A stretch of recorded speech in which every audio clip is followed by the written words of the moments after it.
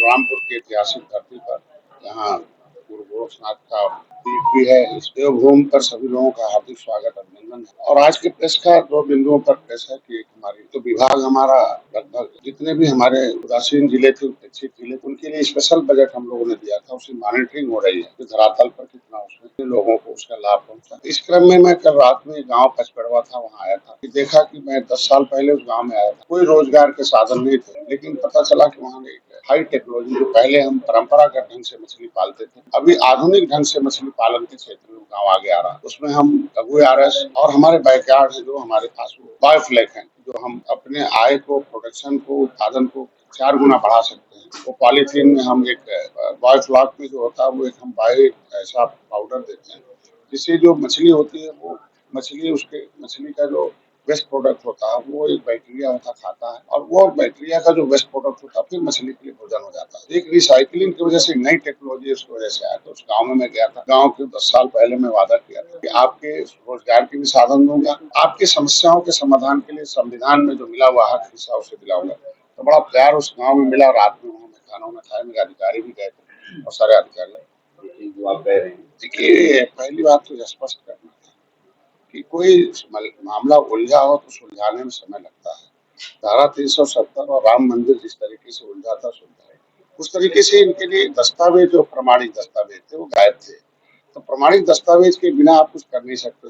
अब प्रमाणिक दस्तावेज आया है, तो अब जब हम उसे सार्थक पहल कर रहे हैं, तो निश्चित रूप से आगे करना मोदी जी को, करना अमित शाह जी को है, करना भारतीय जनता पार्टी को, और समय समय पर सब हो रहा। और हमें पूरा उम्मीद है कि वो आ जाएगा। अड़चने लगभग सब दूर हैं, जितने भी कागज, चूंकि अभी उन्होंने उत्तराखंड में किया है कि शिल्पकार जाति नहीं जातियों का समूह है, और टमटा, कम्हार, प्रजापति, शिल्पकार अनुसूचित जाति का प्रमाण पत्र। उसी तरीके से यहाँ भी एक रास्ता साफ है कि मझवार जाति नहीं जातियों का समूह है, और इसमें मझवार होता है।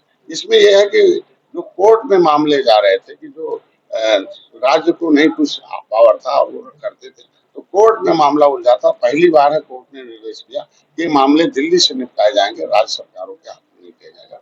तो कोर्ट ने निर्देश कर दिया और उनके सामाजिक न्याय मंत्री ने बोल दिया। तो अब वो आरक्षण का मुद्दा एक निर्णायक दौर पर माननीय मोदी अमित शाह पर। अभी तक कोई वकील नहीं था, कोई प्रमाणिक दस्तावेज इकट्ठा नहीं कर सकता था, कोई सिस्टम से कोई मांग नहीं होती थी।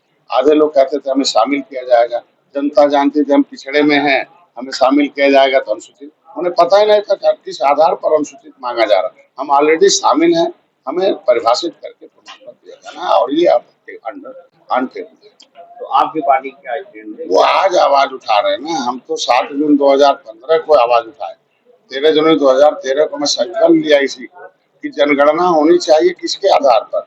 जिंदा रहने के लिए सेंसस मैनुअल 1961, जनगणना राष्ट्रपति कराते हैं, सेंसस डिपार्टमेंट है जनगणना आज भारत सरकार। तो अनुसूचित जाति की जनगणना तो 1931 से लेके होती है आज तक, अभी भी होती है। लेकिन ये मारने वाली जनगणना नहीं होनी चाहिए कि 1961 में हम 70 लाख थे, 2011 में हम 7,000 हो जाए, मतलब इन जातियों को पिछड़े में। बाकी 108 193 जातियां ऐसी रोड पर है, पाइपलाइन में है, सड़कों पर है, जो विमुक्ति जनजाति के रूप में जाने जाते हैं। वो कहाँ है? उनका एक ही पोषण है। उनका ठेला देखिए तो उसपे राणा प्रताप का चिन्ह है। वो कहते हैं क्या है राणा प्रताप का चिन्ह? क्या हमारे पुरखे मुगलों से लड़ने के लिए राणा प्रताप को हथियार बना कर दिया था, इसलिए हमें उजाड़ दिया। तो ये विसंगति दूर हो जाए कि कौन सी जाति कहाँ गिनी जाए। भाई हम तो चाहते हैं अनुसूचित जाति में पहले से हमारी गिनती होनी चाहिए। हमारा नाम पिछड़े में डाल के हमें पिछड़े गिनना चाहते हैं, तो पिछड़े में गिन के हमें बर्बाद करना चाहते हैं, मतलब हमारा हक छीनना चाहते हैं। ये छीनने वाला, सुरक्षा छीनने वाली गिनती नहीं होनी चाहिए, बल्कि सुरक्षा प्रदान करने वाली संवैधानिक ढंग से ये संविधान वाली गिनती होनी चाहिए, पैमान वाली नहीं। जैसे आप देखो बिहार में गिनती हुई कितना विसंगति है। बंगाल देश आजाद हुआ, बंगाल राज्य बना, बंगाल में केवट मल्ला बिंद जो है अनुसूचित में है। बंगाल का पार्ट बिहार अलग हुआ, वो पन्ना ही गायब है। बिहार के लोग निषाद को पिछड़े में गिन दिया। अब निषाद झगुआ बारोट है, केवट मल्ला बिंद कश्यप कहार धीवर रैकवार भातम तुरैया नुनिया पटपर जो है माझी मझवार, ये सब उसको अलग अलग दशमलव दशमलव में गिन दिया। और जितने मिल्कमैन है उन्हें एक जगह गिन दिया, एग्रीकल्चर मैन उन्हें एक जगह गिन दिया। तो ये बांटने वाली गिनती नहीं होनी चाहिए। एक तो गलत है कि पिछड़े में नहीं गिनती होनी चाहिए, और गिने भी तो कुछ को अलग अलग गिन दिया और अपने फायदे के लिए आपको इकट्ठा गिन दिया। तो ये वाला एक इस तरह का नहीं होना। गिनती के हम समर्थक हैं जनगणना के, लेकिन पहले विसंगति दूर हो जाता। अगर गठबंधन इस समय अलगाव देखने को मिल रहा है, जैसे अखिलेश यादव ने कहा कि मैं देखिए, हम 39 पार्टियों ने तय किया है कि 330 पार एनडीए सरकार, फिर मोदी जी को प्रधानमंत्री बनाना, उनके नेतृत्व में चुनाव लड़ा जाएगा, क्योंकि देश को अर्थव्यवस्था में हमको 5वें से तीसरे नंबर पर लाना है और फिर समृद्धशाली बनाना है। G20 का नेतृत्व कर चुके हैं, फिर विश्व को, भारत को विश्व गुरु बनाना है और जो जन कल्याणकारी नीतियों से धरातल पर लाना है।